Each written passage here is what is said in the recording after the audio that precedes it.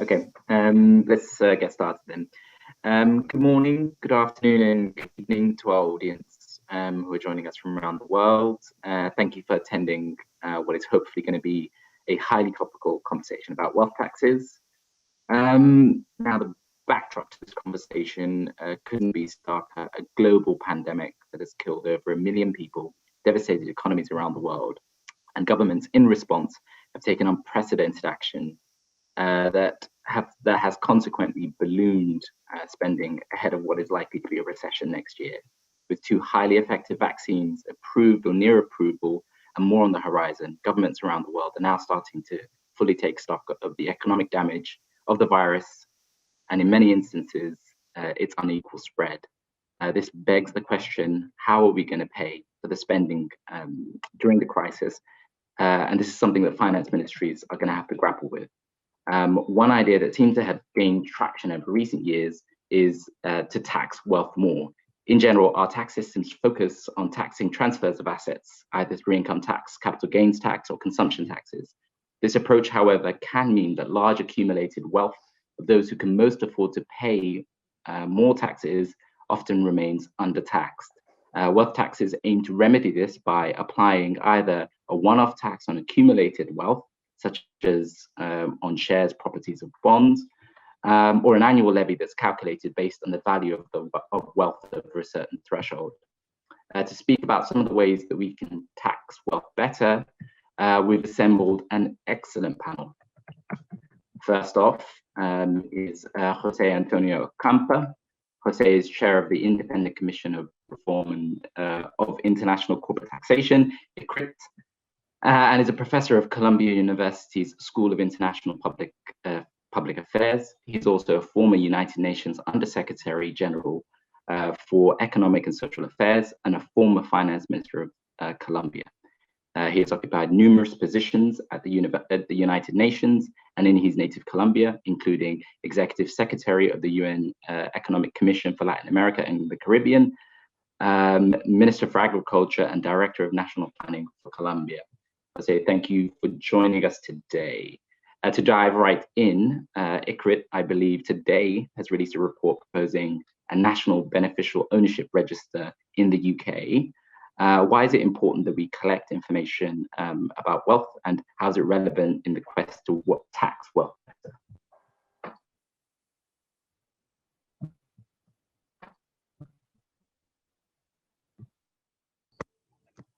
Thank you very much. Are you listening to me well? Yeah. Okay. Yes, I can hear you, yes. Okay, thank you very much. It's a great pleasure to be with you today. As ICRICT is launching today this proposal for a UK asset registry. Let me say that ICRICT has for almost 2 years now been proposing the development of a global asset registry. And I hope, sorry for the airplane who is flying on top of the house. Anyway, so we have been proposing a global asset registry. And we concluded that the beginning of that process could be done on the basis of the UK registry. The reason is both because of the network of information that is already there in the UK, but also because of the commitment for transparency. Let me also point out, and I'll come back to this, that the idea of a global asset registry is going to be also in the agenda of this UN panel on financial transparency that it will conclude its work early next year. I'm a member of the panel, and therefore we have been discussing this issue, not only in relation to taxation, but also to money laundering and corruption. So it's a really a major instrument that has to be developed. Let me say that the advantages of a global asset registry is that it will make a more effective a wealth tax to start with. It does require, however, that we have good information on beneficial ownership. So the final owners of the different assets. Now, you can classify the different assets involved in real estate, for which all countries have information, although not all have full information on the final owners, because lots of property is in the hands of corporations or trusts, etc., etc. There's also financial assets, including, of course, government bonds, and of course, you can say on intangibles, which is a more difficult issue. Referring to intellectual property right, to trademarks, etc., etc., which, by the way, is one major source by which corporate taxes are being avoided, more than avoided today, essentially by registering all the profits associated to the intangibles in tax havens. So it's a very important issue to also have information on the intangibles. So the benefits of an asset registry are, I would say, three of them. The first one is that it will allow a good knowledge about how badly wealth is distributed today. We all know from partial information that wealth is more unequally distributed than income. So it's really the economic activity or economic issue that is more subject to more inequality, and which is the reason why it will make sense in a tax system to have a stronger, let's say, taxation of that asset. The second is that it's also, as I pointed out, a vital tool against illicit financial flows. So the moving money from corruption around, money laundering, and of course tax evasion and tax avoidance. I mean, the three issues, by the way, which are the subject of this UN panel I mentioned. But the third issue is something that is not generally mentioned, but it's quite important. Perhaps when I refer to the history of the wealth tax in my country later on, has been pointed out from the beginning when this wealth tax was created in Colombia for the first time in 1936, which is the fact that the capital income is underestimated. And it's hard to capture from current data. Not to say capital gains, which is an additional element in the issue. And so by capturing the tax through wealth, it's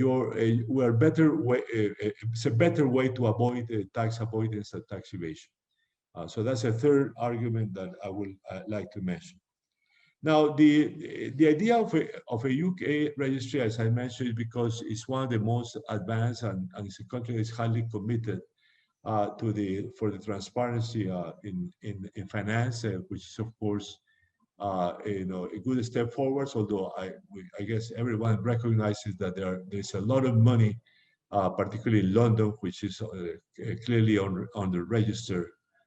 And that comes from, let's say, even from illicit financial flow, let's say corruption money that is being invested in London through different means. Anyway, so we think that the UK registry will be a major step forward. But of course, going forward from that, we need the connection between the different asset registries that will have to be developed at the national level. I mean, two types are already relatively well developed in different countries: the real estate one and the financial assets one.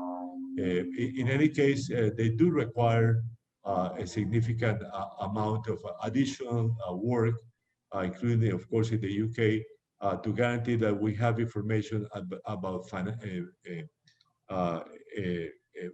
beneficiary ownership.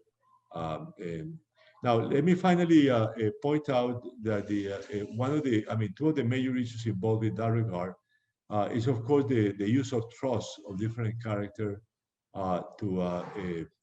in a sense, to try to consolidate investments, but in some other cases to avoid or even evade taxes.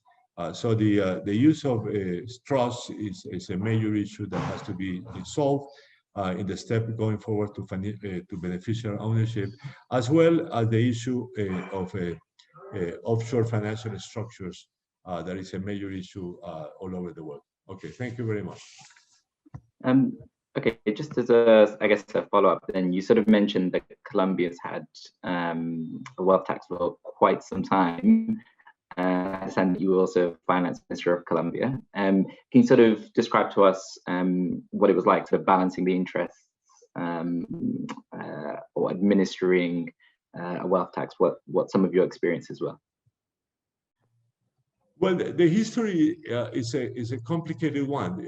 I mean, the original wealth tax was created in 1936 when together with the full development of income tax. Okay, I mean there had been an income tax before, but the real important one was adopted in 1936.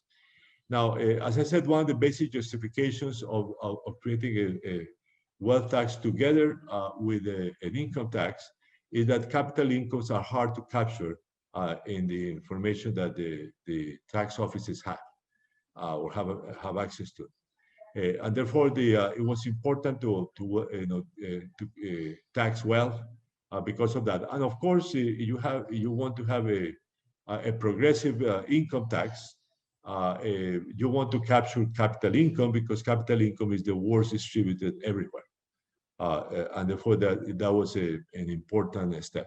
Now, that had many reforms through time, but it was eventually eliminated in 1990 as part of these market reforms. However, we started again to work with a system using first a very peculiar rule that traditionally Colombia has had, which is it can force the purchase of the government bonds at very low interest rates to the rich people, let's say.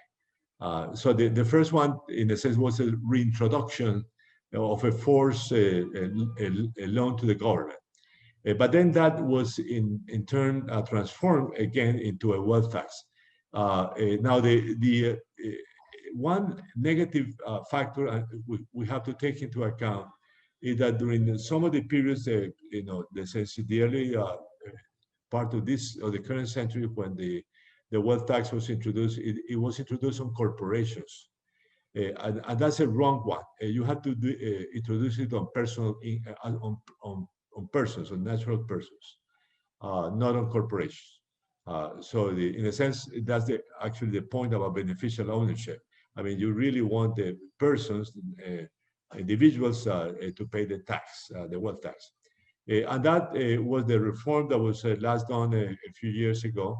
So we now have a wealth tax again since I think that was 2016 on personal, on natural persons. And I must say that there are many proposals that we have made. I mean, several of us have made, including me, during the current conjuncture, that this is actually a moment to think about improving the wealth tax in order to collect more income. By the way, one good thing that the tax administration has been doing for several years is to guarantee that the wealth held abroad, particularly you can say also in tax havens by the rich people, is actually registered because both our income as well as our wealth tax are on global incomes and global wealth of the individuals. And they have been quite good, facilitating that process that people registering wealth that was unregistered or not registered in Colombia before, and it has been actually a fairly successful process. Thank you. Thank you for that, Chris. Antonio. And I forgot to mention earlier, if our audience has any questions, they can post it on the chat function, and we'll try and address some of them at the end.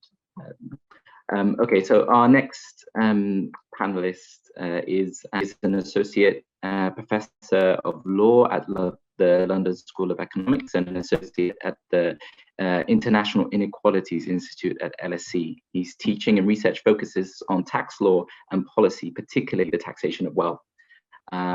He also investigates the measurement of inequality using tax data. I should also mention that Andy, as of last week, has just helped publish a report with the Wealth Commission, which he co-authored, on whether the UK should adopt a wealth tax. Andy, to start off with, can you give us an overview of the report's findings and what it recommended? Yeah, sure. Thanks very much for the invitation to speak. Yeah, so just before giving you the summary of our recommendations, in terms of the sort of motivation for this report, we've been well aware that there's a kind of ongoing series of debates about taxing wealth in the UK that has been sort of gathering momentum even before the current COVID crisis, resulting from a kind of something approaching a consensus that the UK's existing taxes on wealth are highly unsatisfactory and, you know, really something of a mess. That we felt was going to really increase in urgency as a political and policy issue as a result of coronavirus leading to likely tax rises and then inevitably the question about how we can therefore tax the wealthy in particular more effectively. The UK has already got many reports on how to reform existing taxes on wealth. There's no shortage, we thought, of suggestions for reforming inheritance tax, capital gains tax, council tax, and so on. And so we didn't, as part of this report, really want to simply add to that existing body of evidence, but instead we kind of identified a gap really in relation to taxes on the ownership of wealth in particular. So a broad-based tax on owners of wealth known as a wealth tax.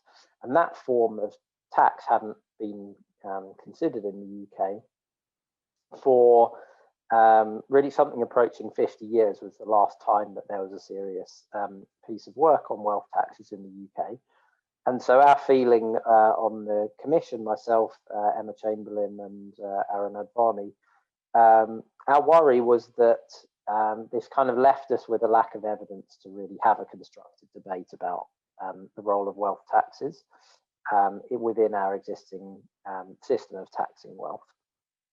And that needed to be corrected really rather as a matter of urgency, given that these debates were going to be coming at us as a result of coronavirus one way or the other. So that was kind of the motivation for the report. And in the report, we draw a really important, crucial distinction between a one-off tax on wealth and annual taxes on wealth. And this is something which is, I think, quite often conflated and to some extent has still been conflated in the reportage of our report, but is an important distinction, because these two forms of tax on wealth, whether you have a single assessment at one point in time with potentially payment over a number of years, but nevertheless only one assessment, that's a one-off wealth tax, or whether you have moved to a system where you have a new assessment every year, which means that people's tax liability could go up or down depending on changes in their wealth. That's what we call an annual wealth tax. These two forms, although they're both taxes on broad-based taxes on the ownership of wealth, they have really quite different implications for the way that people respond to the tax, and also the issue of administrative costs. And also critically in the current context, they have quite different motivations as well, because a one-off wealth tax is sort of naturally been and has historically always been tied to particularly exceptional circumstances like the COVID crisis that we're going through. So our recommendations divide very distinctly into conclusions on a one-off wealth tax and separately conclusions on an annual wealth tax. In relation to one-off, we recommend in the report that if the government does choose to raise taxes, and we don't express a view on when is the right time to do that or whether the government should do that, the whole report in this sense is premised on the idea that a government has chosen to raise taxes and now faces a choice about how to do that. We think that in those circumstances, the government should implement a one-off wealth tax in preference to increasing other taxes on work or spending. So instead of going to the usual reach for big three taxes of income tax, national insurance contributions, or VAT, if it's necessary to raise more revenue, the government should do that through a one-off wealth tax. I can say a bit more about some of the details of that policy, perhaps, but just to give you the headlines for an annual wealth tax, we think that that'll be altogether more difficult to deliver effectively than a one-off wealth tax, both because of those administrative challenges and behavioural responses that I mentioned. And so we recommend that instead of implementing an annual wealth tax, the government should now press ahead with reforming our existing taxes on wealth. But by that, we do mean quite major structural reforms, so not the sort of minor tinkering of rates and reliefs that we have seen over the past couple of decades, but really serious ground up structural reforms to those existing taxes on wealth. And what are, I guess, some of the big obstacles or challenges to the of either types of taxes, either one annual? Sure. Well, I guess we can sort of divide the challenges into a series of sort of design and administrative issues on the one hand, and political issues on the other. And those are related to the extent that political pressure is often the undoing of good designed or well-designed wealth taxes. And so, I mean, our strong conclusion in relation to a one-off wealth tax is that it is possible to design a tax that would effectively tax the wealthy and would not be easy to avoid. We discuss at length in the report all of the different ways in which people or different worries that people have about how people might respond. So would they leave the country? Would they move their wealth offshore? Would they fragment their wealth? And essentially we pick off all of these in some detail one by one in the report, and we think all of these have design solutions, but they then depend on the political will to make those solutions robust. And I think probably the biggest challenge is therefore not the kind of abstract feasibility of this kind of tax, but in a sense, can politicians hold their nerve in actually delivering a tax that would work, or would it in practice become exposed to lobbying and other public pressure from the general public that might lead to exemptions and reliefs that would then undermine the efficacy of the tax in that way. So I think that's probably the number one challenge really for any country, not just the UK, thinking about implementing this kind of tax.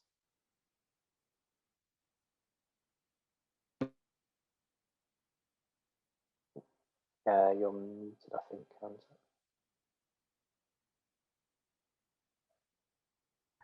Thanks so much for that, Andy.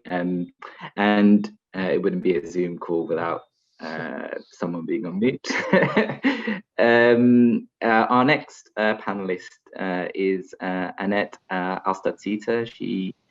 Annette is a professor at Norwegian University of Life Sciences School for Economic and Business, where she is head of Skatteforsk, the Center for Tax Behavioral Research. Annette's research focuses on tax evasion, tax avoidance, and how it bears on inequality.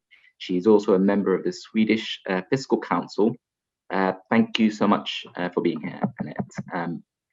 While countries like the UK are still weighing up whether or not they should implement a wealth tax, Norway has had one for years, and not just any wealth tax, but the sort of harder to implement tax, a annual wealth tax.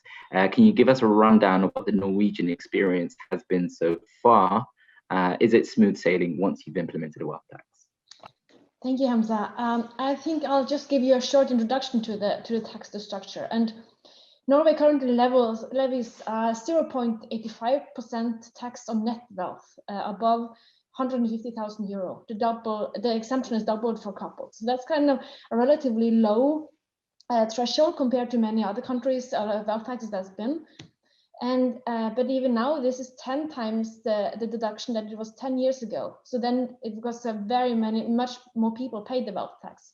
So the share of households paying the wealth tax has then declined over 10 years from 30% to around 10 or 11%. And even so, we see that 90% of the wealth tax revenue is paid by the 5% wealthiest. So it's basically hitting its target to taxing the wealth. And in a Norwegian context, it's also kind of a backstopper towards zero taxation, because there are major avoidance possibilities, legal avoidance possibilities inherent in the tax law using shell companies. So you can evade any capital gains tax, capital taxes. So to avoid that, the rich, there's a regressive taxation, and there's research showing that the tax percentage goes down, payment at the top. So that's a way of ensuring that the richest pays on tax. But it's I would say it's the most disputed tax, even though it generates relatively little revenue. It's very disputed. And just to say that I knew that the immediate Corona crisis was over when I woke up to the news of the same old parties having the same old discussion about the wealth tax. So that's heavily disputed. Some really are in favor and some really are against. And much of the problem is based on, there's been little facts or research to undermine the discussion. It's much based on beliefs. And it's been in much opposition in the population as well, which one would expect is strange for a wealth tax. But I think it's because it hit very low, because the threshold was so low. So for many, it was effectively a tax on home ownership. Even if with low income, you would have to pay the wealth tax. And also it's heavily argued and lobbied against by the business society, saying that this is a tax on Norwegian ownership, as Norwegian owners have to pay it and foreigners don't, and it's tax against entrepreneurship, and is argued to harm investments and growth. And there's also been very little to show for that. There's new research showing real effects of this, showing by Bjarneby, Markussen and Rød. They show that even that small business owners who are liable to the wealth tax, they do not invest less. Even on the contrary, it seems like to be a positive causal relationship between the level of a household's wealth tax and the subsequent employment and growth in the firms they control. And some of the reason is that there are because of the different valuation methods of different assets, the wealth tax distorts and prefers investments in non-listed companies. I can come back to that later if you come to that. What I would say is the major advantage in addition to the revenue generated, and for even if it generates relatively little revenue, it has a component of a local component that goes directly to the municipality. So for some municipalities, it's actually a big source of revenue. But the major advantage is data. So we actually know very much about the wealth concentration and composition of all Norwegians. And it's easier, even if you want to have a wealth register, it is easier to enforce it when you have it inherent in the tax law, because then it requires all agents to report it accurately. And if not, it's you participate in tax evasion, which can be punished. So it's much easier to sanction non-reporting or incorrect reporting. And we also see that so we have much better understanding of the wealth composition and the development over time in Norway than we have in other countries. And we see also then when Sweden, for instance, removed their wealth tax, they just stopped collecting wealth information. So they have no idea about the wealth distribution in the society. Even if the information is there, the authority of the authorities of the government to collect that information from the different agents are basically inherent in the tax law. So that's kind of the major benefit. So my advice for people, so even if we have some challenges with implementation and the valuation of the wealth tax, much of this is basically messed up by the politicians over time because they've had too much freedom to tweak the different parameters inherent in the tax law and the valuation parameters. So now we have even a 35 tax rebate on shares. So if a country starts from scratch, I would say there's like much more freedom to make it properly and like not to have too many parameters in that the politicians can tweak. So I think it would have a high basic deduction would be necessary, to avoid opposition from the major population, and also to have ensure market valuation of all assets, and don't make different valuation types across asset classes because that would distort saving. And don't make too many different parameters because that can make it easier for politicians to mess up the system. Okay. I guess you sort of touched a little bit on valuations, but I'm sort of interested in why it is that private assets are sort of treated better in a wealth tax than listed assets. I think you mentioned it just now, where it's sort of easier to get market valuations for listed assets, but is it such a case that it's incredibly difficult to value privately held assets? And just as also additional question, because I'm interested, how much tax does it collect annually? Yeah, so I can take first. So the tax collected annually is like around 1.3 billion euros. So it's not much, but like it's actually been stable over time, even if the rates have gone down and the deductions have gone up, reflecting higher wealth concentration and inequality over time. But it is, as I said, for some municipalities, it's still a very major source of financing on the local level, even if on the state level isn't that big of a role. So the valuation issues, I think you have some of the same problems with the council tax in the UK. Like, how do you value a company, a small company? Like, because with the listed ones, you can take it's the value of the share at the end of the year. So how we do it is basically, so the value of an unlisted company is the value of their assets, but only the real assets, and it makes sense because it's difficult. How do you value like this goodwill for tax purposes? In a listed company, the goodwill is inherent in the tax in the share price. So the valuation is based only on real assets. So that's basically for some firms who basically have a lot of know-how, goodwill, and the value is the know-how of the people working there. The valuation is much lower than the real valuation. And then if you look at the business assets, like the real assets, the valuation is based on tax value and book value of the taxes, which is like historically for building much lower than the market value. And you also don't get the value increase if you do renovations. So there's basically, for very many companies, the tax valuation is much lower than the real valuation because of you don't take all this goodwill and stuff, and because of you don't have the market value of the buildings. But then also shares get an additional tax rebate of 35% currently, so making it like, so you have this different different things across asset classes. You can actually make if you Google how to reduce your wealth tax liability, there will actually be advice. You have to invest in unlisted companies because then your wealth tax liability goes down.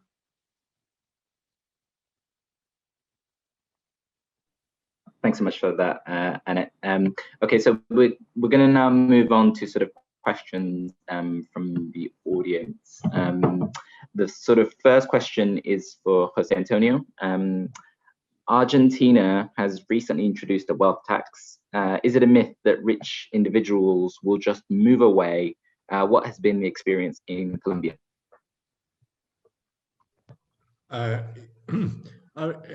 Probably the problem of Argentina is worse in that regard to that of Colombia.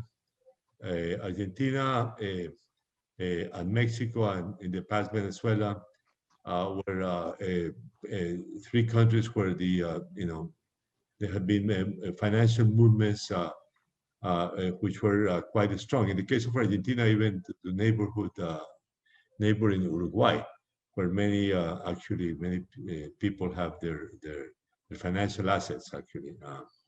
In any case,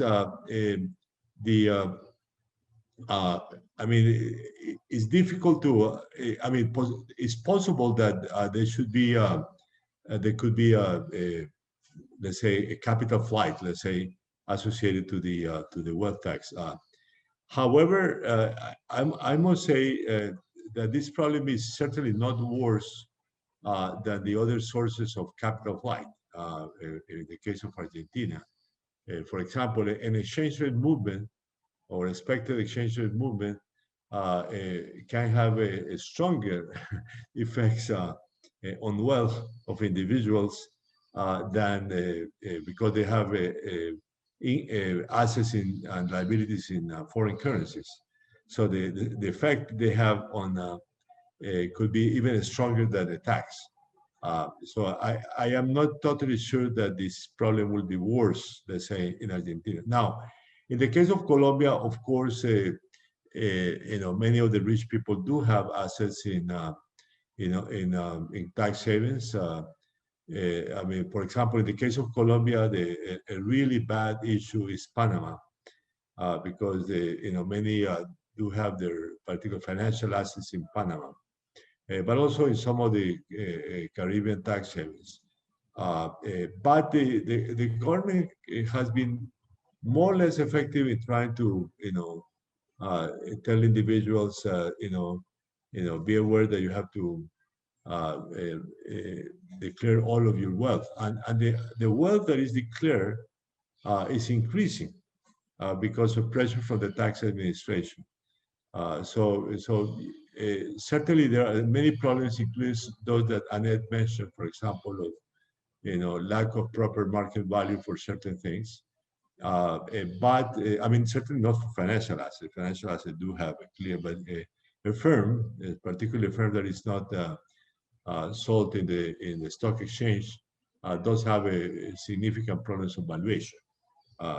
So that's, but you know, generally speaking, my impression is that, of course, it's difficult to have a full registration of wealth, but it can be done and it can be proved. By the way, you have a you know, a wealth tax in many countries, which is what is desirable in my view, then the problem will tend to disappear. If you have, and then you have a global asset registry, that then of course the commitments to report assets held abroad by nationals will be a way of capturing the wealth that is held abroad. Colombia actually has made advances in that regard with Panama. So we have the support of Panama, but I guess the best example worldwide is the pressure of the United States tax administration on Switzerland for the Swiss banks to report assets held by Americans in Switzerland. So the, you know, international collaboration is very important in this regard. And so again, moving to an asset registry, global asset registry, it will be a step forward.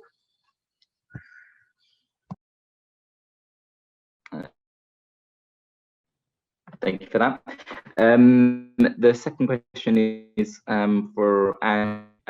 Are there specific quid pro quo areas of spending identified as high priority to wealth tax targets? Short answer to that is no, certainly not as recommended in our report. We don't have anything to say about what the money should be spent on. In fact, in relation to a one-off wealth tax, we're not taking any position on whether and when the government should raise taxes. So we're not saying that a one-off wealth tax needs to be implemented imminently, let alone that it should be, for example, hypothecated to paying down debt or paying any particular government spending. Really, our emphasis is on the assumption, because it's been so widely sort of trailed and debated in the UK, that the government is anticipating wanting to raise taxes, not in the short term, but at least in the medium term. And then, as we say, there's a choice about whether they do that through the conventional big taxes that fall on work and consumption, or whether they look to taxing wealth more effectively. So that's really where we're sort of focusing our attention, rather than on the spending side. Thanks, Andy. Our third question is for Annette. You mentioned that the politics and the lobbying, how Norway's been able to overcome the arguments against its wealth tax. Why did Sweden drop its wealth tax? Well, it's a long time ago. So I think they dropped it in 2007. So that different justification. Actually, they had already exempted all shares from the wealth tax liability, if I remember correctly. So it was basically a tax on property and bank deposits and other, or at least non-listed shares. So I think one part was increasing tax competition across countries and wanting to have more capital for investments domestically. And if I remember correctly, there was also some problems with they had a couple of years before removed the inheritance tax. So there was wide avoidance of the wealth tax you could just avoid it by distributing assets to your children or to spouses, and then because the wealth tax is individual, so it's kind of, there was always erosion of the tax base already. So that was also some of the justifications. Annette. Fourth question is for Jose Antonio. There are some people that think tax is impossible to implement. Is it simply a political choice or a question of balancing revenue versus implementation costs? And could a country like the UK implement one? I'm pretty sure for the last part of the question, that the UK can implement one. Actually, any country can implement one. I actually think the world should move into generalized taxing of wealth. I mean, everyone has tax on income, taxes on VAT, value-added taxes or sales taxes. So I don't understand why you could not move into a wealth tax in every country. Anyway, so that's the. Now, I would say the two arguments. I mean, there are two arguments in favor of a wealth tax. The second one being particularly important today. The first one is to have progressive taxation, to the extent that the worst distribution is in wealth.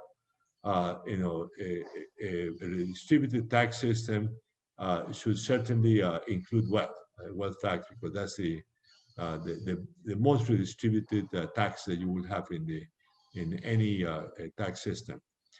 But the second is, of course, that under the current circumstances and in other critical times, you need money, additional money because the public sector spending had to increase to finance, certain things, and also because because of that, public sector debts tend to increase, and you want to constrain a bit the growth of the government debt. I mean, anyway, under those circumstances, but I would say particularly under the current circumstances, the fact that a government spending had to increase because of the pandemic, but also because of the very high savings by the private sector during the pandemic, and the low levels of investment. So you have in macroeconomic terms, the private sector surplus increased significantly, and then you have to, and because of that, the public sector had to run into large deficits to compensate for the private sector surpluses. Now, to the extent that the private sector surpluses continue, that is that people, households keep having high levels of savings, or private sector is investing less because of the magnitude of the recession and the effects of the pandemic. For whatever reason you want, then it makes sense to increase government revenues to finance the public sector. And do you want to add any sort of points from a Norwegian sort of perspective on what are sort of the big drivers for why it might be challenging to implement a... The sound was very bad. Could you please repeat that? It kind of was, I couldn't hear it. Sorry, yeah. So the last question sort of asked what are the sort of, why is it politically difficult to sort of implement a wealth tax? And can you sort of add your perspective from sort of an existing wealth tax? If once it exists, is it easy to implement? Or are there sort of things that make it sort of more politically palatable to? I think, like, for the general public, having a high, like, basic deduction so that it actually is on wealth and not it feels that it's in your own house makes it more, because it's a very difficult tax to sell. It feels like a double taxation or triple taxation. I earned I bought my house, why should I tax it again? So I think you should communication is really important to sell it as a tax on the rich. But I think it's been very interesting to see the debate. Like, one of the first measures taken when COVID hit in Norway was like to try to, like, that was also trying to remove the wealth tax to help the businesses. When you see that in all over the world, you're trying to increase wealth taxes to finance the COVID spending. So in Norway, that's kind of, well, we have the oil fund. So it doesn't, the financing issue isn't that immediately, it doesn't feel like immediate. But it's the problem like you have everybody else. Like, you want to have a special tax on the wealthy, the affluent, right? And they are have lobbyists. They're very effectively affecting the public opinion. We have like think tanks who just they spend all their days writing op-eds and columns and all stuff. And the contrast, when we've always been working with the social security benefits, and there's been cutting in the benefit. They really cut the social security benefit, like to the poor. They don't protest that much because they don't have this lobbyists funding for lobbyism. So it's kind of, it depends. You just see it depends on, like, with wealth comes power, and with increasing wealth concentration, you have increasing power concentration, and it's much more difficult to implement taxes that affect the wealthy and the powerful more.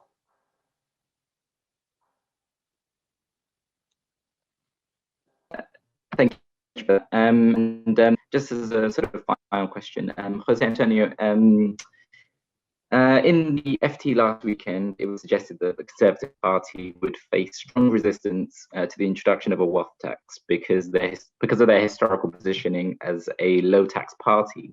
Are there precedents for a low-tax pro-business parties successfully introducing these?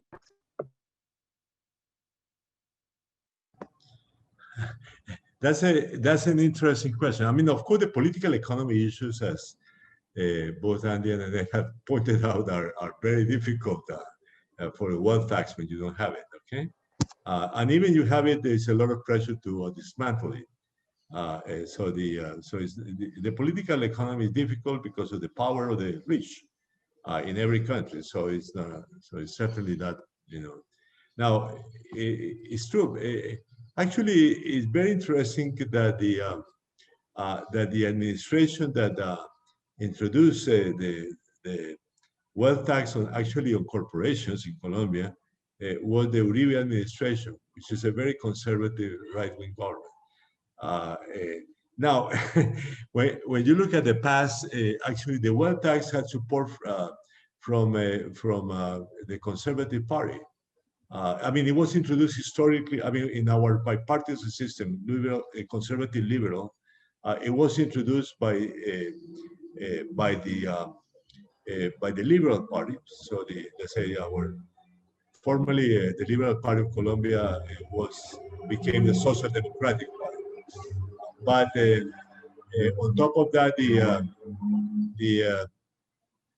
let me say that the conservative government always supported the wealth tax. Actually, so I mean, once you have it, I think the political economy doesn't make it easy to dismantle it. Among other reasons, because then we have to replace it for other taxes.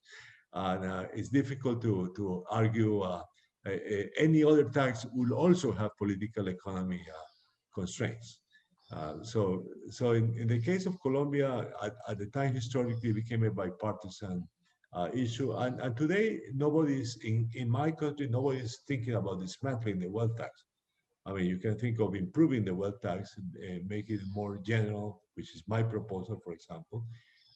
But there is no pressure to dismantle it. There was pressure because that was wrong again, to have a tax on corporations, a wealth tax on corporations. I think that's wrong. I think that does affect investment. But the wealth tax on individuals, I'm not sure, particularly because individuals also, rich individuals also have levels of savings. So I don't think the effect is too strong. On corporation is wrong. On individual is fine. Can I just add to Thanks that? so much for the opinion. Yeah, go ahead, please. Yeah, just to comment on those circumstances in the UK. And I think when Aaron, Emma, and I started this project on the Wealth Tax Commission in the UK, we were not really under any illusions that this was a particularly likely policy to be taken up by the current Conservative Party. And in fact, Rishi Sunak, the current Chancellor, had already sort of announced an intention against a wealth tax sort of within a couple of months of us having started this project. But I think it would be wrong to see the aims of the project really in exclusively those terms. I mean, one thing is, as I mentioned at the outset, we haven't really considered wealth taxes seriously in the UK for about 50 years, and it's quite possible that it'll be another several decades before anyone gets around to looking at them in the same depth as we have here. And so in that sense, it's something that may sit on the shelf for a while before a government decides to look at it seriously, but we hope it will still be important then.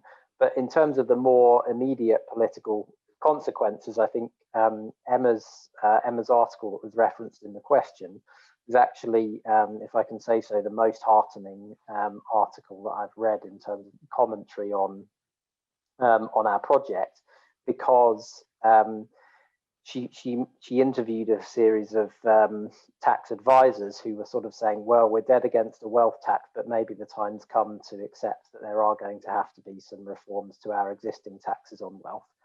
And I think that this is part of a broader sort of narrative movement that, I think we've identified that a one-off wealth tax would be deliverable, and it is ultimately a political choice then whether to deliver it or not. And that realization, we hope at very least, kind of opens up some political space for other reforms to taxes on wealth that I think are very long overdue in the UK. So if we manage to achieve that through our report, then we would actually be quite satisfied.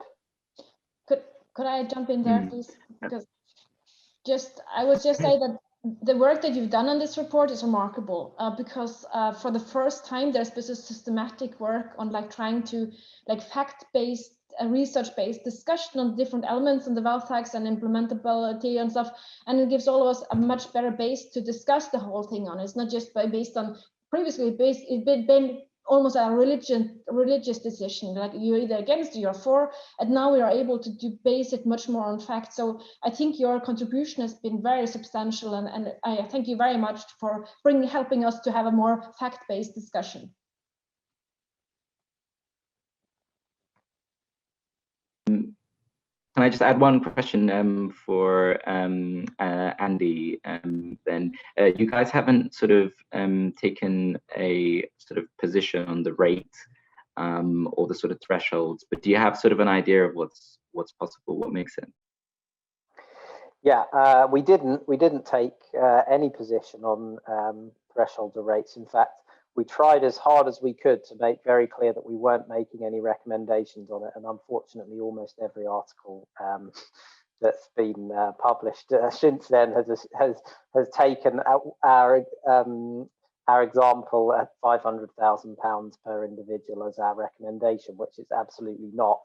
We've sort of tried to make that clear in the press release and the executive summary and the main report several times, and that didn't seem to get through. We've got a tax simulator which you can access via our website at www.ukwealth.tax, where you can model your own rates and thresholds. And we really wanted to leave, we tried as best we could to leave that question for the product of democratic deliberation. We do discuss in the report some sort of feasible bounds, in other words, the sort of minimum rate that you could have, or minimum threshold that you could have, at which the tax is still kind of administratively feasible. But actually, in the case of a one-off wealth tax, there's almost no practical constraint there. I mean, the level at which a one-off wealth tax would become infeasible is lower than I think anyone is contemplating in the UK. So there is a huge amount of latitude for politicians or the public to set a rate structure that reflects their distributive preferences, and we definitely didn't want to wade into that for the main reason that what we have to say about that doesn't really carry any special weight. I think that should be the product of democratic deliberation. So yeah, please go to our tax simulator and put in your own preferences on that. All right, thanks so much for that, Andy, and thanks to all our panelists, to Jose Antonio and Annette. Yeah, it's been a very fruitful conversation.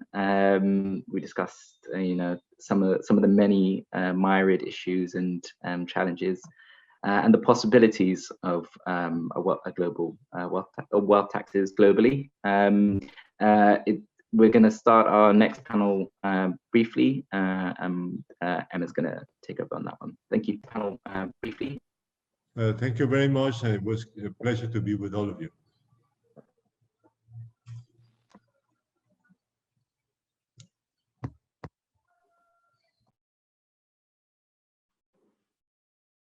Right, I think that we're good to start for the next session. So yeah, welcome everybody. My name's Emma Agerman. I am the Global Tax Correspondent at the Financial Times. And as you have heard, from a fascinating discussion led by Hamza already, this is a really interesting time. You're looking at the issue of whether or not we should tax the wealthy more. So, I mean, that's obviously because of the pandemic and the huge sort of changes it's meant to the way in which we view so many things in the world, not least tax. And the pandemic has obviously displayed just, so many things in terms of raised awareness of different types of inequalities.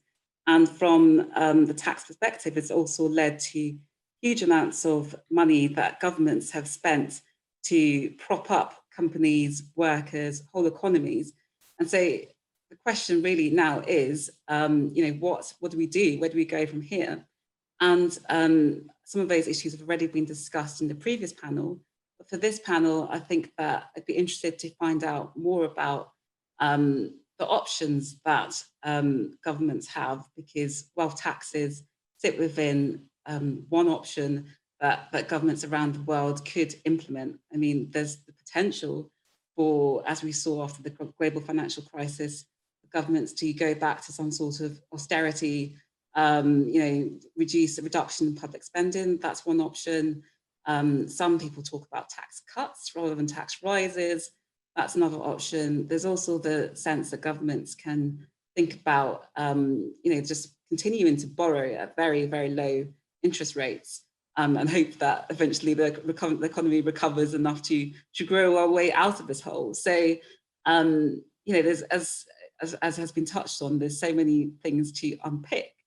And I'm joined today by a very interesting panel to discuss some of these issues. And I'm just going to briefly introduce everybody. So first we have Robert Palmer, who is the Executive Director of Tax Justice UK, which campaigns for a fairer and more effective UK tax system. And before joining Tax Justice, Robert previously led an award-winning team at Global Witness, where he sought to expose the way in which the financial system enables corruption and conflict. And we're also joined by Emma Chamberlain, OBE, Emma is a barrister at Pump Court Tax Chambers and visiting professor of law at both Oxford University and the LSE International Inequalities Institute. And you will have seen in the previous panel, we had Andy Summers. Emma was also one of the Wealth Tax Commissioners who was involved with the report that was talked about in that panel. Alongside that, Emma's on a number of tax committees, including the STEP Technical Committee and the Consultative Committee for Inheritance Tax that was set up by the Office for Tax Litigation. Emma's also a former council member and fellow of the Chartered Institute of Taxation and a member of the General Anti-Avoidance Rule Board. And I'm also very pleased to be joined by Gary Stevenson. Gary is an economist and former interest rate trader in London and Tokyo. And in 2011, Gary became Citibank's most profitable trader globally by correctly predicting the after effects of the 2008 financial crisis, and that it would lead to long-term stagnation in interest rates and a rapid rise in asset values. In 2014, Gary, at the age of just 27, retired as a multimillionaire to study economics and inequality at Oxford University. And he's currently working on economic models of inequality, wages, and asset prices. So I think you'll agree, very, very interesting mix of people. And I'd like to just start off by asking Robert initially, and then I'm going to come to each of the panelists. But start off with Robert. So Robert, in terms of the work that you've been doing with tax justice, I'd be interested to know, what have you learnt about the way in which the public perceives wealth, and in particular, who do they consider wealthy? I mean, that's a really, really good question. As with lots of things, the public has got quite a nuanced and slightly complicated view when it comes to wealth and what people think about wealth. So on the one hand, we found both through our polling and focus groups, and we did a major project with the University of Sheffield and Survation between December last year and June. And so on the one hand, people are really aware of the scale of inequality. They're concerned about it. There's quite a strong sense that if you're born to money, then you've got a better chance of getting on in life than if you're not. People are also quite supportive of closing loopholes that rich people, that wealthy people can currently use to pay less tax. And where people, so we didn't quite ask at what point people consider wealthy, but I think one of the things that we did discover is that people see wealth fundamentally as a route to security for themselves and their family. And so to some extent, wealth is seen as about buying nice cars and nice houses, but at the root of it, people really see wealth as a route to security. And so a lot of people we spoke to in focus groups and through the polls were very keen to be able to accumulate wealth for themselves and their family, and felt that they should be able to do so. And so when it came to tax, we had some interesting findings. So as I said, people were open for the idea of closing loopholes, asking for the wealthiest to pay more, for those with the broadest shoulders to contribute more. We actually asked around income rather than wealth, but people sort of felt over about £80,000 people should pretty definitely be paying more tax. And yet at the other side, people don't like language which is seen as sort of overly anti-wealthy, or seen as quote unquote punishing people for being wealthy. And I think this is also because there's quite a strong sense in this country that we live in a meritocracy, and so that by and large those with wealth have earned it and have worked hard, and many of them give back through philanthropy. And so I think all of this means that those of us like myself and Tax Justice UK who are campaigning for higher taxes on wealth and fairer taxes on wealth need to have a nuanced message when we're talking with the public and with politicians and others about wealth and how wealth should be taxed. Yeah, I think that's really interesting, because it kind of shows that people in some ways might aspire, would you say, to being wealthy if the sense is wealth buys security and buys, comfort for their families. Would you say that's fair? Or Yeah, I do. And I think also we live in a country with, for most people, a fairly broken housing system where, you know, if you're my generation, you know, unless you have family help or you're perhaps a banker, then it's very hard to buy a house, particularly in places like London and the Southeast. We have a social security system which COVID has shown is pretty threadbare. We have a pension system which, again, the government state pension is pretty basic. And so I think it makes, in those contexts, it makes a lot of sense to be accumulating wealth for yourself as security. And I think to other countries where perhaps this is less the case. So in Germany, rates of home ownership are much lower, private pension is much lower, and that's partly because there's a more working housing system, and state pension is much more generous than it is here in the UK. Sure. Because I mean, just in terms of, you know, the articles I've written about a wealth tax, I mean, one of the criticisms that comes up quite often is when polling has showed that the public, the general public, supports an increase in wealth. I mean, maybe it's my readership, which tends to be maybe, you know, a little bit richer than the average, but the sense is people support a wealth tax because they don't imagine that they themselves are going to be paying it. I mean, do you think that's fair criticism? I mean, I think often people say yes to things that they don't think will necessarily affect them. I mean, in our polling, we did find just under half of people said that they personally would pay more tax themselves. And there was other really interesting research from the Demos think tank, and they did a sort of very wide look at what people think about taxes, particularly personal taxes. And they found people want the poorest protected, most people, or a lot of people in the middle, to pay a bit more, and those with wealth to pay quite a lot more, which, you know, would be a progressive way of doing taxes. So I think while people, you know, maybe say that they support a wealth tax because they don't necessarily think they would pay it, I think there is, you know, fairly broad public support for the idea of average people paying a bit more tax in order to get better public services. Okay. And I mean, I don't know how long you've been tracking this. Is it something that you've seen a shift on in recent years? Has the pandemic had any impact on how likely people are to support, you know, increased taxes on the wealthiest? So we actually did a poll in March and another one in June. So it's not a huge amount of time there, but we found a significant uptick, particularly in Conservative support for higher taxes and higher taxes on wealth. In terms of, which is perhaps a reflection of where the Conservative electoral coalition is right now, you know, with more working class and middle class voters and more in the red wall. If you sort of zoom out, the British Social Attitudes Survey has been doing a very long running survey of public attitudes, and they ask a very broad question around, do you think public spending and taxes should go up, stay the same, or go down? And we've seen a consistent trend for those saying taxes should go up and spending should go up. That's a majority now and has been for the last 3 or 4 years. And so there's a kind of longer term trend of people, you know, as public spending often goes in these cycles, we've had a cycle of austerity, and now you can see quite strong public support for the idea of higher taxes. Yeah, that is interesting.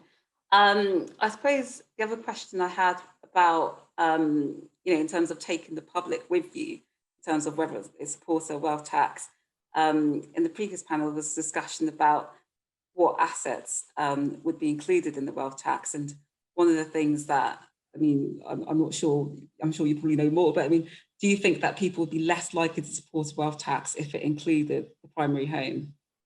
So it's interesting. So Demos asked this question around a wealth tax, and they found people were nervous about a wealth tax that included a primary home and pensions. I kind of come down on the line that the Wealth Tax Commission did, that if you're going to do this, you need to do it properly. And if you start carving out carve-outs and excluding the primary home would be a pretty massive carve-out, you really quickly start to reduce the amount of money that's available from these types of taxes. And I think the kind of big question and the big political question, and often these polling or public attitudes get done on sort of individual taxes and not in the broader context. And politicians and the public, we have choices about who we tax and how we tax. And I think one of the kind of like things that I think is really interesting about the Wealth Tax Commission report is it says often politicians reach for things like VAT and say this is the only way you can raise significant amounts of money. I think their work has shown that there are alternative ways. And perhaps none of the options might feel particularly appealing to the public, but it's about working out which is the most efficient, which would work, and which feels the fairest. And I think a wealth tax is definitely something to look at. I mean, as Andy mentioned on the previous call, there's a whole range of other ways in which we could fix the way we tax wealth, which would perhaps be more quicker, shorter term options for the government to look at. So looking at things like how we tax income from work is taxed at a much higher level than income from wealth. Sure, thank you. And I'm sure we'll come back to some of these issues, but I'd like to move it on to speak to Emma, because obviously Emma was one of the 3 wealth tax commissioners that authored the report. So great to have you with us, Emma. I'll just be quite interested to find out, you know, you have experience of advising wealthier people, you know, on their tax and sort of financial assets. I mean, how do you think that your experience fed into how you viewed the reports and the conclusions you came to? Well, I think the other 2 would think it fed in quite a lot. I mean, we certainly weren't without our arguments when we were getting to that final report. It's interesting that clients, and I mean, I'm talking about, you know, really seriously super wealthy people, have been generally very supportive about a one-off, I would prefer to call it a contribution tax than a wealth tax. I think they have a very different attitude to an annual wealth tax, and for all sorts of reasons, I do not think either in the UK it would be a particularly successful model. I quite appreciate Norway and Switzerland have slightly more successful models, but they don't have inheritance tax, which is quite a big difference. And although initially I was quite attracted to an annual wealth tax, in exchange, as it were, for abolishing inheritance tax, I've come to the conclusion personally that that would not be a very sensible way forward, and I think it would be prone to an awful lot of avoidance. But a one-off contribution tax, I think, is an entirely different matter. And what's been interesting to me is not that clients have objected to it, i.e. the super wealthy, even though they would be paying a heck of a lot of money, but much more professionals like me. And when you look at the commentary in some of the papers, I think it's been quite interesting because people, I know that some of the polling, and we had a paper ourselves on public attitudes to a wealth tax and what people would be prepared to pay, and that, you know, people would be prepared to pay a wealth tax even on their house. Actually, when you look at the responses, everybody wants an exemption. So you get the people who own the house. Well, I read an article in one of the papers at the weekend saying, well, it's not my fault my house went up in value. I mean, if you don't tax lottery winnings, so why should you tax me on a wealth tax? This is outrageous. So that's that one done. And then someone else says, well, hang on, why should my business where I work so hard and take so risk, why should that take so much risk? Why should that be taxed? And, oh, well, you can't tax pensions because you wouldn't be able to pay it. I mean, a lot of people made comments without actually having read the report, with a notable exception, I would say, of the Financial Times. But I did notice that even after Thursday, when you covered it very favourably, I noticed all the lobby groups out in force on Friday, including lots of professionals telling us why it wouldn't work. And it would work. I genuinely believe a one-off wealth tax or one-off contribution tax can work, and I do not think it would be avoided, because the way it's been designed is to stop people, even if people have already left at the date of the announcement, it would still cover them. And it wouldn't stop people coming because those people don't pay in the same way. I think an annual wealth tax is an altogether different model, and it will basically have the same problems, but probably exacerbated as inheritance tax. I take on board what Annette was saying about valuation, but the problem with valuation is that Norway and Switzerland have ended up with a series of formulas on valuation of private business. And they are quite different models in a way from and economies from the UK. If we were saying well, we're not going to value know-how and we're not going to value goodwill in UK business, we're really saying we're only going to value manufacturing businesses at any sensible rate. And that doesn't seem very, very easy either. And the problem with annual wealth taxes is the valuation as well as the liquidity issues. I don't think any country has really solved those problems. And I also think that if you have a high threshold on an annual wealth tax, you will have a huge amount of avoidance because people will fragment. Yeah, it's quite difficult to stop that, actually, particularly if you don't have an inheritance tax to back it up. And then you have inheritance tax, annual wealth tax, and you're then into a massive series of complexity. And I don't think that's very attractive. I should just finish by saying that I think wealthy people will pay if the rates are low and the tax is simple. The trouble is, what we tend to do is have high rates with loads of complexity and over design and lots of exemptions. And those aren't just sort of loopholes, which Robert was referring to. They are actually exemptions granted by the government. Inheritance tax is basically a tax of exemptions.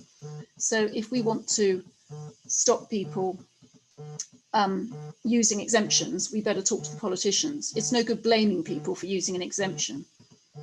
Yeah, that's interesting, because that was my next question, really, because I'm interested to hear that from your experience dealing with the super wealthy, you find that they would be interested in paying a wealth tax if it was simple and if it was one-off. I suppose the counter argument is if it is true that there is demand from super wealthy to pay more tax, then why do we find that people avoid tax? What is it that makes them behave in that way? Well, as I say, a lot of the avoidance, so-called, is about taking advantage of exemptions. And I mean, I don't think you can, people always quote Dyson as if he's some terrible person. You can hardly blame Dyson for investing in farmland when the government gives it 100% IHT relief. If they don't want people to invest in farmland, don't give them a relief. If they don't want people to make lifetime gifts free of tax, don't have the 7-year rule. I mean, it's just not sensible to offer these reliefs and then criticize people for using them. What we should be doing is looking at the overall tax. I mean, I'm interested in practitioners who've all been saying to me, oh no, this annual, this contribution tax is a terrible idea, but why don't you go back to your original report at the beginning of the year on inheritance tax, which was a much better idea, which I worked on with the all-party parliamentary group. And that was to have a reform of inheritance tax where all transfers of wealth were taxed. There were literally no reliefs, but very low rates. Well, when I came out with that in January, I got all the professionals on my back then telling me what a terrible idea it was. So I sort of feel whatever you do on taxing wealth, there are some very, very powerful vested interests, and lawyers and accountants are there really to knock stuff down. That's the problem with it. So we have to try and have a more constructive debate. And I don't think we should be blaming people for avoiding stuff when they're just using a relief. If we do not want people to have a relief for business property, don't give them 100% exemption from tax. Do something else. But it's just unrealistic to blame people for that. And by the way, on most inheritance tax, it really is that simple. You make a gift, you survive 7 years, and you don't pay tax. You're not talking about anything terribly sophisticated.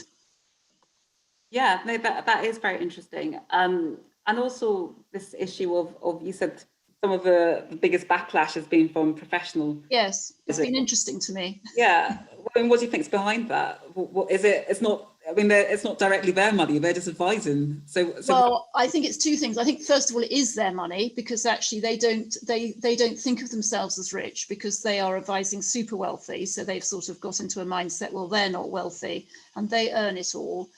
And why should they have to pay tax? And it's double taxation. And it's very interesting. A lot of the arguments that are used by them are just the same as sort of used across the board, really. And they shouldn't have to pay tax on their house, etc. And there have been some things like, oh, you can't possibly value every single asset that you own. And what about all your household assets like pictures? I mean, we deal with all that in the report. And I think also that the default position for practitioners is to knock things down. People do not like change. They find it very difficult. And I think there's definitely a public debate about how we tax wealth. I would just very much echo Robert's comments that it needs to be more nuanced. What people don't like is feeling that wealthy people are being targeted or you know, they're wicked and evil, because actually they add an awful lot to this country, people coming in and out and creating wealth. We need to have the debate in a more constructive way, I think.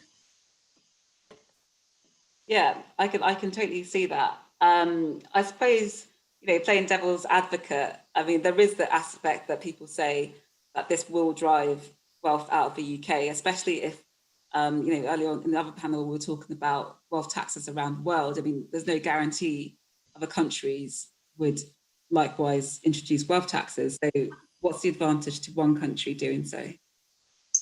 Well, I think an annual wealth tax will drive wealth away. I mean, I know there are different models about how much it would do and what the effect is, but I think we have a very international wealthy community here, and I don't think they'll tolerate high annual wealth taxes.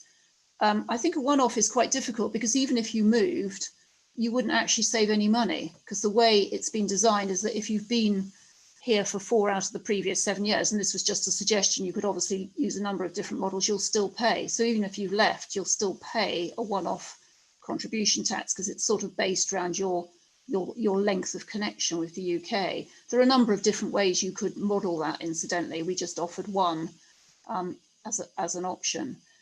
Do I think that if you introduced a one-off contribution tax, you would then find that, you know, everybody then thought they should leave after they paid it? I don't think so. Only if they thought that it was not one-off.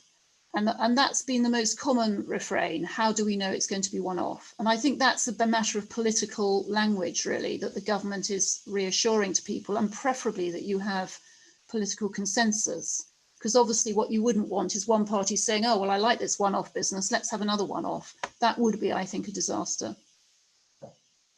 Yeah, I suppose, you know, is that, I don't know, is it going to be difficult to get that consensus? This is a question that we already touched on previously with, in the UK, the Conservative Party in government, and they're not exactly chomping at the bit to bring in a wealth tax. So I just wonder about the consensus. Is this something that we wait for until, you know, times change, or can a consensus be delivered, you know, now or soon?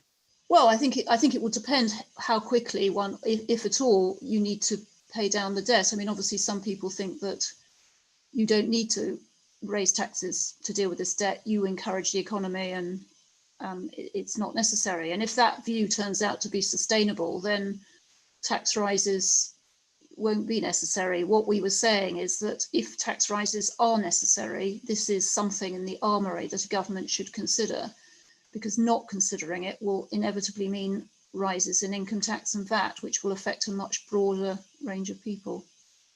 Yeah, definitely. And just a quick one, if I may, Emma, before I go on to Gary. You know, you mentioned that some of the professional advisors that were critiquing the report were saying that this could lead to double taxation. You know, what's your sense of that? Even if it is just a one-off, I mean, do you think that a wealth tax would be double taxation? Or would it, you know, would it be something, would it be justified?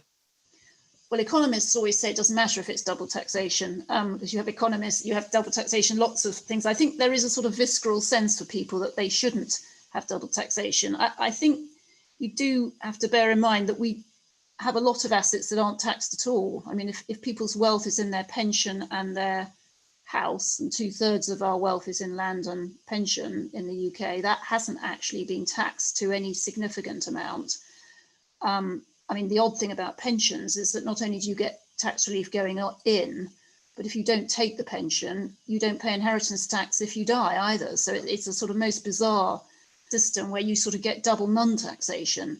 So I think one has to be careful first, even if the double taxation argument is valid, and I think economists would say it isn't valid, but even if it were valid, there is an awful lot of wealth that hasn't been taxed very much. And after all, our houses, if you're lucky enough to own a house and it's your main residence, that gain is tax-free, and it remains tax-free. And we are quite unusual in the UK in having that outright exemption.